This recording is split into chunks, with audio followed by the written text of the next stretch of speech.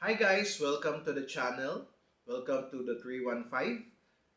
Tayo ay matagal nang hindi nakagawa ng videos pero ngayon we're back. So tayo ay gagawa muli ng mga videos about God, about the Bible, about our faith. So samahan nyo ako guys sa ating pagbabalik na ito and hopefully tuloy-tuloy na. Maasa kami sa inyong pagsuporta at pagtangkilik. So, i-share natin itong ating content na ito. So, ang ating pag-uusapan sa ating episode na ito, I think this is our 9th episode. Okay? Supposedly, this is a new season. Pero itutuloy natin, tayo ay nasa episode 9. Ang ating pag-uusapan, okay, sa ating video na ito, ay ang topic na religion versus relationship. Okay? Kapag kayo ay maghahanap sa internet ng or sa YouTube ng mga videos about religion versus relationship, marami kayong makikita at pare-pareho ang kanilang sinasabi. Ganun din sa social media, marami kayong mapapanood na content about religion and about relationship. Okay? So basically, ang point nila is na hindi na mahalaga ang religion sa panahon natin ngayon. And what's important is our relationship with Jesus Christ. Okay? So, basically, ang kailang sinasabi na baliwala ang pagpunta mo sa religion kung hindi ka naman naboborn again or yung ibig sabihin hindi ka nababago. I mean, ganun ka pa din. So, sayang lang at walang nagagawa sa iyo ang relihiyon. Okay? So, yan ang summary ng kanilang sinasabi na hindi religion ang kailangan ng tao. Hindi religion ang magsisave or magliligtas sa tao, kundi yung relationship mo with Jesus Christ. Okay? So yan ang ating pag-uusapan ngayon. Ngayon, ano ang problema?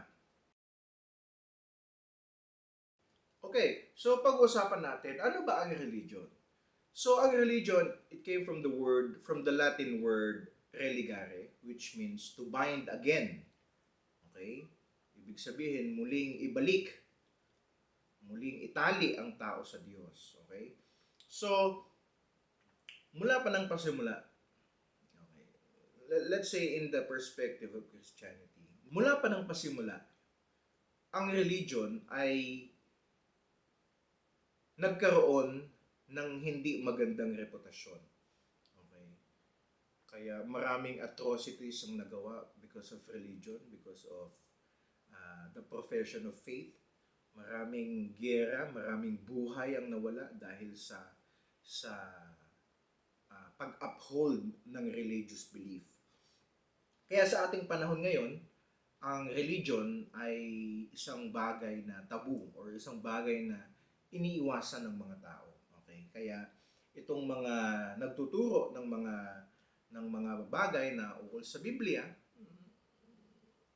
they tend to dismiss religion, right? Na hindi mo kailangan talaga yan. Na ang religion ay ginawa para pahirapan ng tao, right? So, okay. Ang una dapat natin malaman, for example, okay, let's talk about Christianity. Siyempre, Christianity talaga pag-uusapan natin. So, pag sinasabihin natin na ang religion ay hindi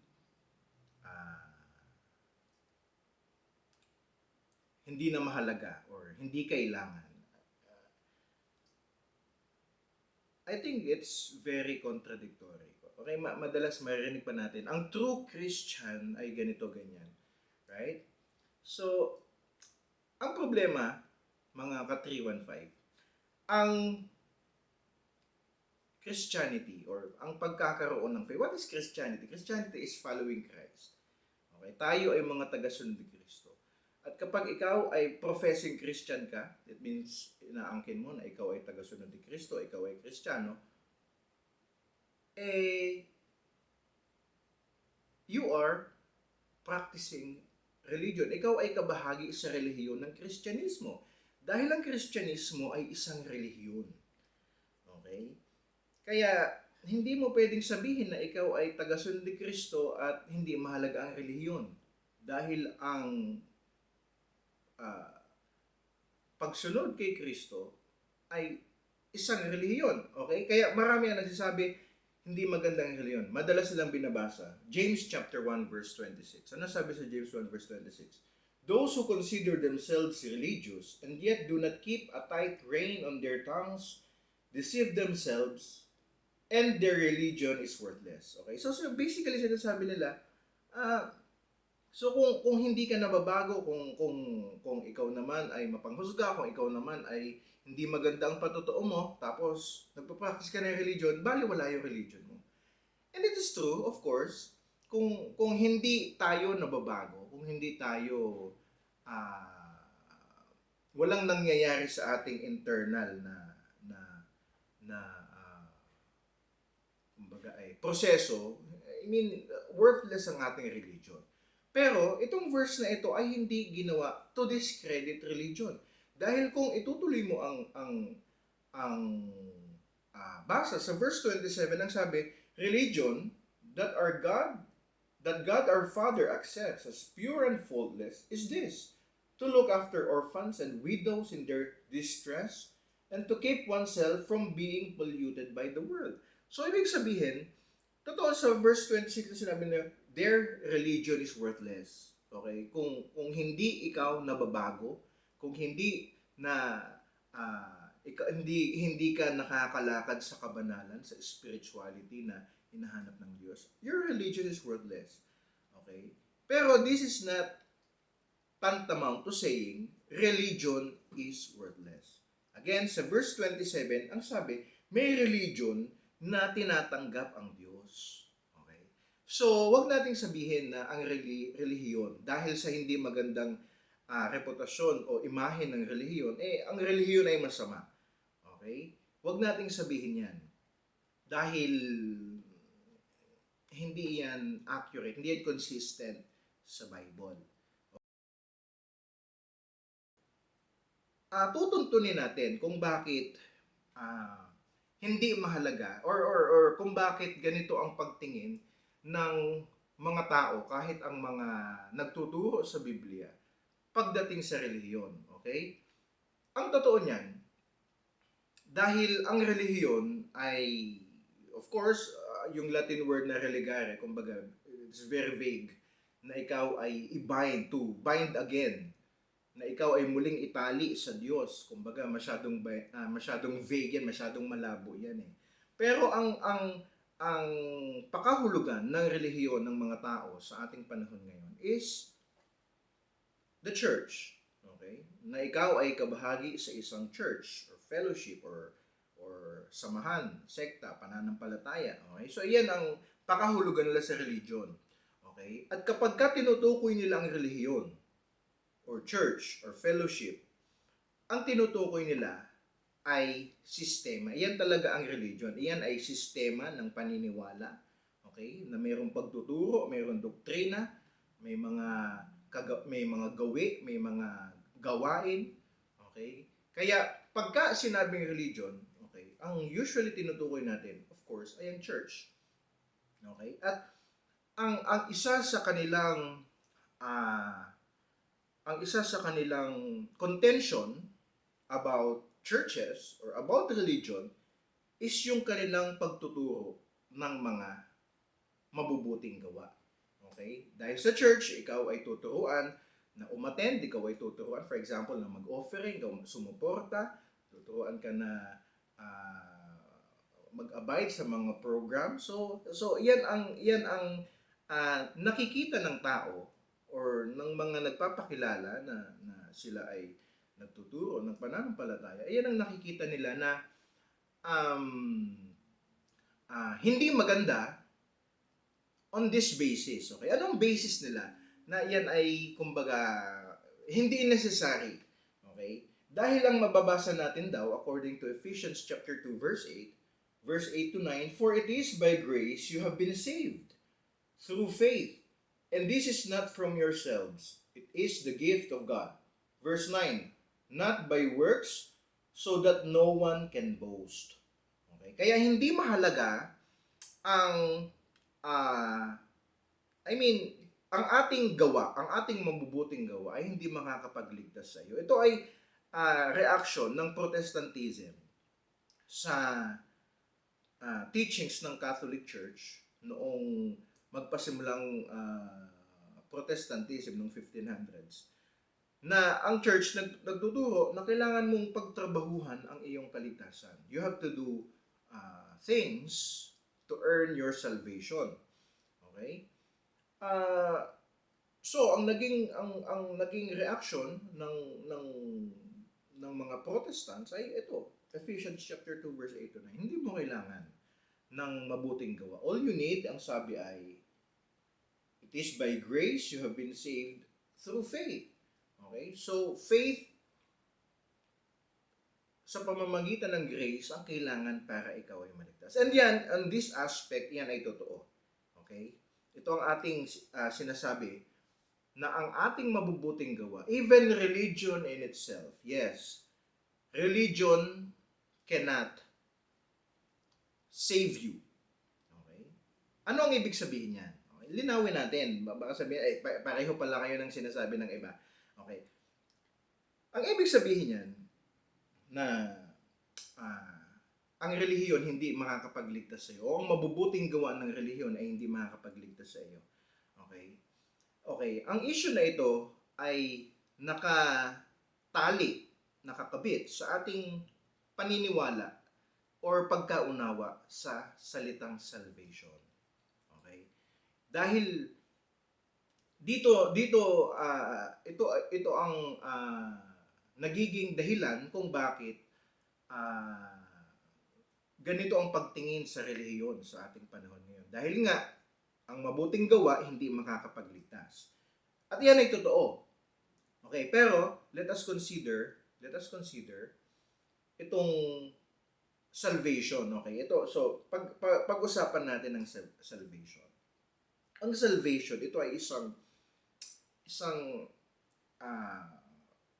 proseso. Okay? So, hindi siya one time, big time. Okay? So, basically, may paniniwala na once you are saved, you are always saved. Mali yun. Okay? Pero, kailangan nating tukuyin sa anong bahagi ng kaligtasan. Okay? Anong bahagi ng kaligtasan ang ating pinag-uusapan? Sa Ephesians chapter 2 verse 8. Okay? By grace you have been saved. Anong salvation ang pinag-uusapan dito? Dahil mayroong tatlong phase o aspeto ang kaligtasan. Okay? Ang unang-unang aspeto ng kaligtasan ay ang kanyang acquisition. Okay? Yung pagkuha ng salvation. At iyan, tama yung sinasabi nila na hindi ka maliligtas ng mabubuting gawa. Hindi ka maliligtas ng kahit ano pa mang bagay, kundi si Christ lang. Okay? Kaya itong mga verses na ito, for example, in John chapter 1 verse 12, ganito ang sabi, yet to all who did receive Him, to those who believed in His name, He gave the right to become children of God. Okay? Ano pa? Sa Acts 16 verse 31, they replied, believe in the Lord Jesus, and you will be saved, you and your household. Okay? So basically, ang acquisition ng pananampalataya, iyan ang makikita natin sa John 3:16. Okay? Yan ang makikita natin sa Great Commission. Okay? Na magsisi at mabautismuhan ay maliligtas. Sa John 5 verse 24, ang sabi, very truly I tell you, whoever hears my word and believes Him who sent me has eternal life and will not be judged, but has crossed over from death to life. Okay? Sa Luke 7 verse 50, ang sabi, Jesus said to the woman, your faith has saved you, go in peace. Ang salvation na pinag-uusapan sa mga talatang ito, gayon din sa Ephesians chapter 2 verse 8 to 9 ay ang acquisition. Okay? Ang pag-acquire, pagkuha ng pagtanggap ng kaligtasan. Okay? Ngayon, ang kaligtasan ay hindi natatapos or ang pagpapahalaga sa kaligtasan ay hindi natatapos kapag ikaw ay sumampalataya at mabautismuhan or ikaw ay ah, makatanggap ng kaligtasan. Okay? Halimbawa, mayroong sinasabi, for example, sa 1 Corinthians chapter 1 verse 18. Ang sabi, "For the message of the cross is foolishness to those who are perishing, but to us who are being saved, it is the power of God." Kaya kung titignan natin dito, ang salvation ay in present tense. Ibig sabihin, it is occurring. Ito ay nagpapatuloy. Okay? Ang aspeto na ito ay ang maintenance ng salvation. Yung acquisition, tapos na yon. Okay? Pero hindi nangangahulugan na tapos na rin ang iyong trabaho sa iyong kaligtasan. Okay? Kaya sa mga talatang ating babanggitin, nagpapakita, for example, in Romans 13 verse 11, ang sabi, "And do this, understanding the present time. The hour has already come for you to wake up from your slumber, because our salvation is nearer now than we first believed it." Ang tinutukoy ditong salvation ay hindi yung acquisition. Okay? Dahil ito ay present tense. Our salvation is near now. Okay? Ano pa? 2 Corinthians 7 verse 10. "Godly sorrows brings repentance that leads to salvation, and leaves no regret, but worldly sorrow brings death." Okay? So, ang tinutukoy dito ay hindi acquisition. Bakit? Godly sorrows ay hindi iyon ang magliligtas sa iyo. To acquire. Hindi yan ang pag-acquire ng kaligtasan. Okay? Ang tinutukoy sa 2 Corinthians 7 verse 10 ay how to maintain it. Okay? So, ang sinasabi dito na ang godly sorrows ay nagdudulot ng pagsisisi na nagdudulot sa kaligtasan. So, para ma-maintain mo ang kaligtasan mo, you need godly sorrows in your life, in your faith. Okay? Sa Hebrews chapter 5 verse 9, "And once made perfect, He became the source of eternal salvation for all who obey Him." Okay? So, hindi yung naniniwala, kundi yung sumusunod. Salvation for those who obey. Okay? So, meron kang ginagawa to maintain, to take care of your salvation. Okay? Ano pa? Hebrews chapter 6 verse 9 to 10. "Even though we speak like this, dear friends, we are convinced of better things in your case, the things that have to do with salvation. God is not unjust. He will not forget your work and the love you have shown Him as you have helped His people and continue to help them." Okay? Kaya, hindi natin i-dismiss ang work. Okay? Ang mabubuting gawa. Sa acquisition of salvation, hindi iyon mahalaga, hindi kailangan. In fact, it's useless sa acquisition of faith. Pero, sa maintenance natin ng ating pananampalataya, ang sabi doon sa binasa natin, "He will not forget your work and the love you have shown Him as you have helped His people and continue to help them." Okay? Kaya para pala mapanatili natin ang ating salvation, ang sabi sa verse 6, salvation, it has something to do with salvation. Ano daw? Hindi kakalimutan ng Diyos ang inyong mga gawa. Okay? So, mahalaga ang gawa. Mahalaga ang paglilingkod sa isang mananampalataya. Okay? 1 Peter chapter 2 verse 2. 2 verse 2. "Like newborn babies, crave pure spiritual milk, so that by it you may grow up in your salvation." Okay? So, ang salvation ay hindi usapin lang sa pagtanggap ng kaligtasan. Okay? So, ang sabi sa 1 Peter 2 verse 2, you have to grow up in your salvation. Okay? Paano ikaw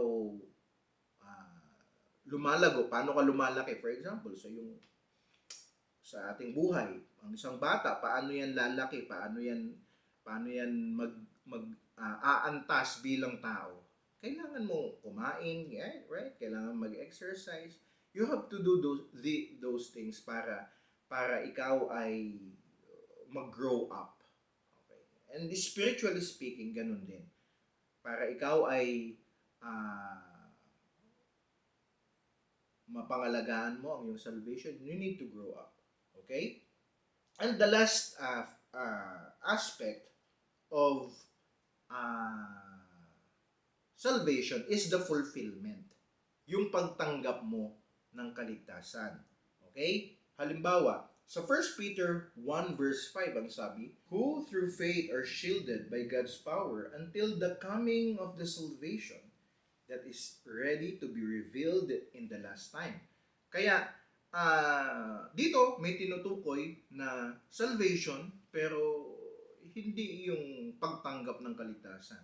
Ang sabi, mayroong darating until the coming of the salvation. So, ito ay yung fulfillment ng salvation. Sa Hebrews 9 verse 28 ang sabi, so Christ was sacrificed once to take away the sins of many, and He will appear a second time, not to bear sin, but to bring salvation to those who are waiting for Him. Okay? So, merong ibang aspeto ang salvation. Ang aspeto ng salvation dito, to those who are waiting for Him. Okay? So, malinaw na ang kaligtasan ay isang mahabang proseso. Okay? At ang ating paglalakbay bilang mananampalataya na tayo ay kumbaga ma-encounter natin itong salvation sa ating buhay mananampalataya. Kaya nung pasimula atin itong na-encounter, okay? And nung tayo ay maligtas, kasama ito sa ating buhay spiritual. Okay? Sa ating pagiging Kristiyano, kasama ang kaligtasan hanggang sa pagbabalik ng ating Panginoon. So, ano ang ating point dito? Okay. Pagdating sa ating paksa na religion versus relationship. Okay. Mahalaga ang relationship. Pero relationship in itself, okay, wala kang makikita sa Bible niyan. Wala kang mababasa sa Bible na relationship lang ang mahalaga. Okay? At arguably, para ikaw ay makapag-build ng relationship sa Diyos, you need religion. Right? Ang pagbabasa ng Bible, pagpe-pray on your own, iyan ay mga mabubuting gawain ng isang Kristiyano. Okay? Pero kung ang susundin mo ay ang Bible, kung ikaw ay naniniwala na ang Christianity should be biblical, then kailangan mong pahalagahan ang religion. Kailangan mong pahalagahan ang church. Okay? Bakit? Dahil sa Bible, iyan ang instrumento ng Diyos para tayo unang-una makatanggap ng kaligtasan. Pangalawa, mapangalagaan ng kaligtasan. At panghuli, yung dadatnan ng Diyos ay itong grupo ng mga tao na tagasunod ni Kristo. Okay? Kaya kung ating titignan, maraming nagsasabi na hindi na mahalaga ang church ngayon. Hindi na mahalaga yan. Ang mahalaga may personal relationship ka. Again, yung personal relationship, wala sa Bible yan. Bagamat yan ay mahalaga. Okay? Pero kung titignan natin, ano ang nangyari, okay, after Jesus Christ? Nung meron ng church, nung ang iglesia ay itinatag na ni Kristo. I mean, nagkaroon na ng kapangyarihan. Okay? Ano ang nangyayari sa mga naligtas? Acts chapter 2 verse 47. Praising God, enjoying the favor of all the people, and the Lord added to their number daily those who were being saved. Okay? Ibig sabihin, pag ikaw ay naligtas, Diyos ang maglalagay sa iyo. Okay? Hindi ikaw ang pipili, hindi ikaw ang sasama. Diyos ang maglalagay sa iyo sa grupo ng mga tao. Ang sabi diyan, to their number. Okay? Sino yung their number? Yan ang church. Okay? Ngayon, I understand na marami sa ating panahon ngayon na mga samahan, marami sa ating panahon ngayon ng mga churches na hindi maganda ang ipinapakita or nagiging kasiraan sa pangalan ng Christianity. Okay? So church, religion is all the same. Pero it doesn't mean na mali. Okay? Hindi ibig sabihin na ang relihiyon o yung church, maraming relihiyon or church na gumagawa ng hindi maganda, hindi nangangahulugan na wala ng tama, wala ng tunay, wala ng dapat napuntahan mo. Okay? Bakit? Dahil sa Bible, meron. Anong pinagkaiba sa Bible at ngayon? Wala. Ibig sabihin, yung proseso ng pananampalataya dati, the same din ngayon. Kailangan mo ng church. Okay? So, pagdating sa religion versus relationship, sino panalo? Sino mas mahalaga? Pareho silang mahalaga. Okay? You need religion, you need the church, and while in the church, you need the right relationship with Jesus Christ. At kapag yan ay nakuha mo, yan ay nangyari sa iyo, kahit marami kang pagkukulang, kahit ikaw ay nagkakasala, ikaw ang babalikan ng Panginoong Jesucristo. Okay? So, like what we always say here in the 315, the purpose of the 315 is the 316. Kaya natin ito ginagawa ay para dalhin ang pag-ibig ni Kristo sa mga tao. Kaya kung ikaw na nanonood ay you feel compelled by the Spirit of God, ikaw ay kumontak po sa amin. Meron tayong Facebook page na The 315. Ikaw ay mag-message doon at mayroong sasagot sa iyo. Okay? Dahil ang plano ng Panginoon sa atin ay para tayo ay palaging mapabuti. At wala nang mas bubuti pa sa kaligtasan na inaalok ni Christ. Alam mo, ang Christianity palaging sinasabi ng mga hindi naniniwala sa Diyos na yan ay hindi reasonable, hindi yan practical. Right? Pero kung sa mas lalim na pagtingin, ang Christianity nagbibigay sa atin ng maayos na pamumuhay. For example, nilalayo ka sa bisyo.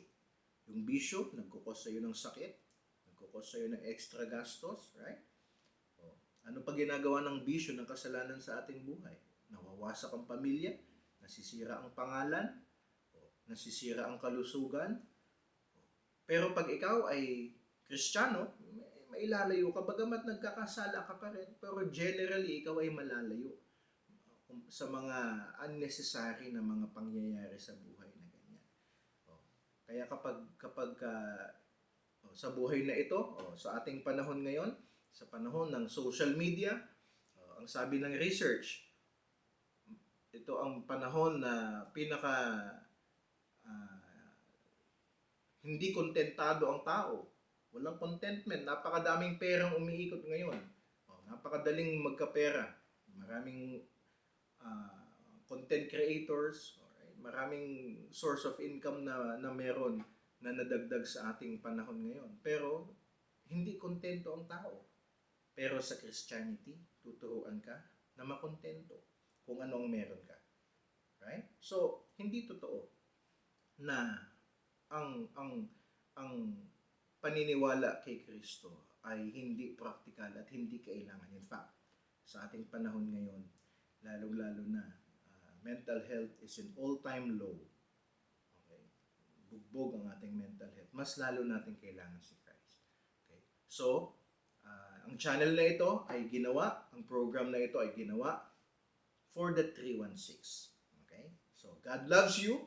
At kami ay kinakasangkapan ng Diyos upang kayo ay abutin. Kaya huwag kayong mahihiya. Kung kayo may tanong, please comment your questions sa ating comment section. Kung gusto nyo na kayo ay, kung kami ay gusto ninyong makausap, meron tayong Facebook page. Okay? Kung ayaw nyo maghanap sa Facebook, tinatamad kayo, iwan nyo ang inyong pangalan sa comment section at kami ang kukontak sa inyo. Okay? So, that's it for today. See you in the next vlog. God bless, guys.